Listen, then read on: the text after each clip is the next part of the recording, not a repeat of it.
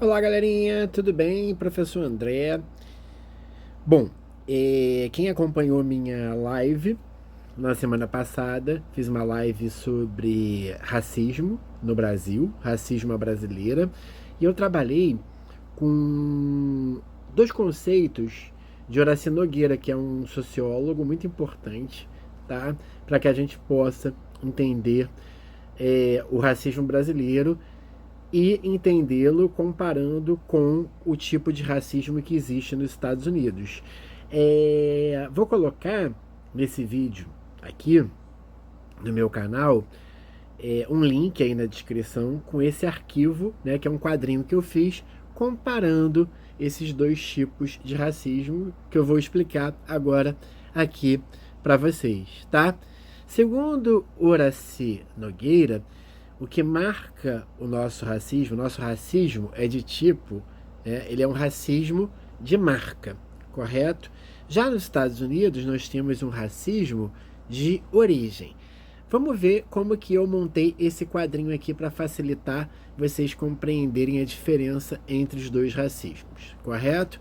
Eu coloquei assim, nessa coluna aqui, eu coloquei onde ocorre a diferenciação, organização espacial por etnia, negação ou afirmação dos efeitos do racismo, solidariedade entre as vítimas, entre quem sofre o racismo, fenótipo versus genótipo, emoção, organização epistemológica do preconceito, tá? E aqui eu botei racismo de marca ou de cor e racismo de origem, tá? Então vamos lá. O racismo de marca, ele é típico do Brasil. O racismo de origem, ele é típico dos Estados Unidos da América, né? Por quê? No Brasil, o nosso racismo, ele vai para além da questão da origem, né? Então, por exemplo, a gente pode ter no Brasil casos de pessoas negras bem-sucedidas e essas pessoas negras elas vão ser embranquecidas socialmente, elas vão ganhar status de gente branca. Então o nosso racismo ele depende muito de marcas, né? E quais são essas marcas, né? Então, tipo de roupa que a pessoa usa, o status social dela, o poder econômico dela, a pele mais próxima da branca, tá? O capital cultural da pessoa, o capital social da pessoa, né? Então, se ela tem boas relações sociais, né? Se ela é uma pessoa que ela é um influencer, então ela vai ser embranquecida, ela vai ser vista como branca, né? O capital cultural, se ela for uma pessoa culta, tá? Então, o nosso racismo, esse racismo de marca, ele é baseado na aparência, correto? Já nos Estados Unidos, o racismo ele tem como base a ascendência, né? Então, se você tem um ancestral africano, alguém na sua família que seja africano, daí, né, uma frase famosa lá nos Estados Unidos, basta ter uma gota de sangue negro para te fazer negro, tá? A discriminação nos Estados Unidos, ela é definitiva. Um negro ele pode ter um PhD, que ele vai ser sempre discriminado da mesma maneira que um negro com pouco acesso à educação. Então, nos Estados Unidos, né, se você tem alguém na família negro, você, né, é negro, tá? Não tem essa de marrom bombom, né, que nem no Brasil, né? Moreninha, né? Moreno claro. Não, lá é branco ou negro, correto? Se baseia nessa polaridade. No Brasil, não. Você tem uma série de marcas que vão tentar embranquecer ou, né, tornar a pessoa mais negra mais suscetível ao racismo. Isso não quer dizer que o racismo aqui ou lá seja pior, né, entre um país e outro. É racismo, está no mesmo nível de preconceito e de discriminação, correto? Vamos lá.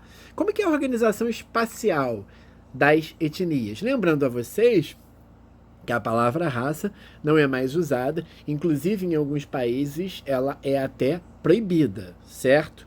Então vamos lá. No Brasil, as pessoas vivem misturadas, né? Você não tem assim, é claro que tem Por exemplo, você tem algumas regiões, alguns lugares na cidade, né, sobretudo assim, comunidades, favelas, que você tem maior número de negros, né? Mas você não tem bairros de negros, bairros de branco, né? Como você vai ter nos Estados Unidos os bairros étnicos, correto? Por exemplo, o Harlem, que é o bairro latino nos Estados Unidos, o Brooklyn, que é um bairro negro, né? Então, cada etnia está no seu quadrado, né?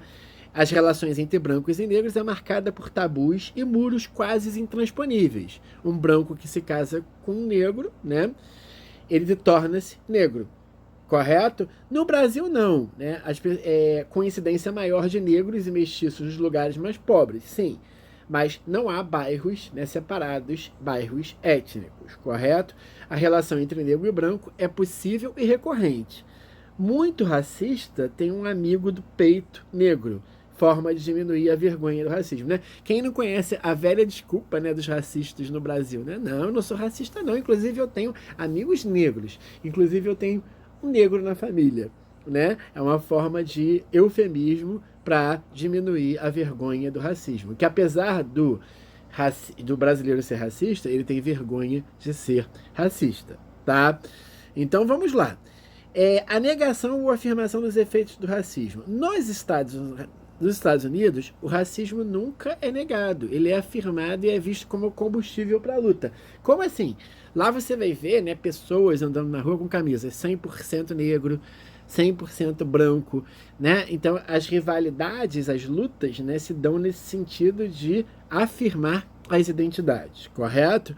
No Brasil, muitas vezes se nega o racismo, como mimimi ou vitimização, né? Hoje em dia, então, tudo é vitimização e tudo é mimimi no Brasil, né? E nós brasileiros somos extremamente racistas, beleza? A solidariedade entre as vítimas, né? No Brasil, a solidariedade entre as vítimas, quem sofre racismo, ela é fraca. Né? Por quê? Porque os movimentos têm dificuldade de aglutinação identitária. Né? A reação ao racismo ela é sempre individual e quase nunca coletiva. A gente não vê assim grupos étnicos, né, que lutem pelos direitos dos negros. A exceção são as universidades, é claro, né? Você tem os grupos dentro das universidades, né? Mas no Brasil essa questão é mais frágil. Nos Estados Unidos, essa solidariedade, né, um conceito aí durkheimiano, é forte, né? E você tem a existência de movimentos identitários, né, como o movimento negro, e a reação é coletiva ao preconceito, né? A gente viu na eleição lá do Trump, em 2016, que houve, assim, enfrentamento entre grupos brancos e negros, sobretudo no sul dos Estados Unidos, né? Que esses enfrentamentos, né, geraram, inclusive, muitas mortes, né? Então, essa solidariedade é muito forte nos Estados Unidos e muito fraca no Brasil, certo? Bom, fenótipo, genótipo. O nosso racismo aqui no Brasil é do tipo fenótipo, né? Ou seja, o que importa é a aparência, é o externo, né? Por isso que ele é um racismo de marca, né? O que importa é o que está aparente, tá? Então, é tudo que está aparente, são as roupas, o tom de pele, né? Nós temos diversos adjetivos para tom de pele, enquanto nos Estados Unidos você tem uma variação só de 2. Ela é bipolar, né? Você tem 2 polos só, né? Branco, negro, tá?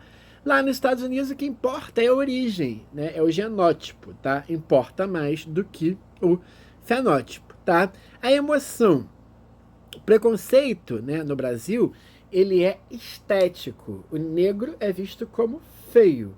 O preconceito também intelectivo. O negro, ele é visto como burro, né? Mas ele é visto como feio, ele é visto como burro, por quê? Né? Porque os negros tiveram, né, uma dificuldade de serem inseridos na sociedade de classe, né, depois que ocorre a abolição em 1888, né?